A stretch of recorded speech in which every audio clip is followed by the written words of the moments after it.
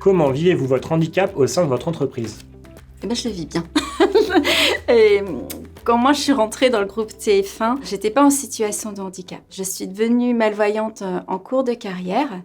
Et j'ai dû changer de métier parce qu'il n'y avait pas d'aménagement suffisant qui pouvait compenser mon handicap pour le métier que je faisais. J'étais responsable comptable et donc j'ai fait un bilan de compétences.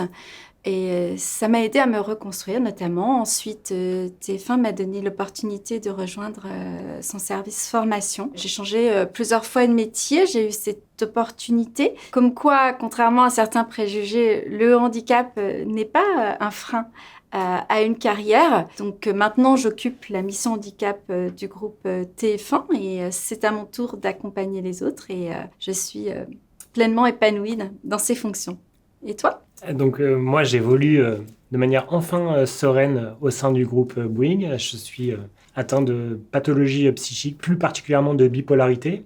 Ça a beaucoup impacté mon parcours professionnel et il y a de ça quelques années, j'ai pris la décision de revenir au sein du groupe Bouygues puisque finalement je voulais retrouver une entreprise que j'avais connue avec des valeurs humaines très fortes et retrouver un cadre de travail qui permette de participer à ma reconstruction. Et j'en suis aujourd'hui plus que satisfait. J'ai enfin trouvé finalement une entreprise vraiment bienveillante qui accepte cet handicap qui est souvent source de tabous et de préjugés. Et aujourd'hui, le regard des autres finalement n'est pas différent. On m'accepte tel que je suis et c'est vrai que c'est une vraie libération pour moi. Pourquoi est-il nécessaire de déclarer son handicap ? Alors, la démarche, certes, psychologiquement, c'est pas simple. Se faire reconnaître en situation de handicap, il faut être souvent suffisamment résilient et c'est pas toujours évident. Mais c'est l'unique condition pour qu'on ait toute la vigilance RH, managériale, l'écoute nécessaire pour qu'on travaille dans de bonnes conditions. Ça permet aussi finalement de se sentir soi-même, de l'assumer. Et pour certains, ça peut être, et moi le premier, une libération un peu psychologique de l'avoir assumé, d'avoir rencontré des personnes compétentes, à la fois la direction des ressources humaines, mais également les managers. Déclarer son handicap, ça ne veut pas dire le dire à tout le monde, ça veut juste dire à un moment, oui, on est différent. Comme tu l'as dit, on peut avoir besoin d'adaptation de ses conditions de travail, de son poste peut-être, aussi de son équilibre pro-perso.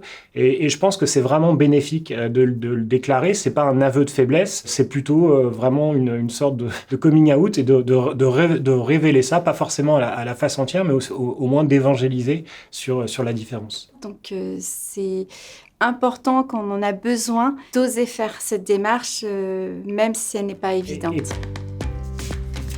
Céline, l'inclusion des personnes en situation de handicap, ça veut dire quoi pour toi ?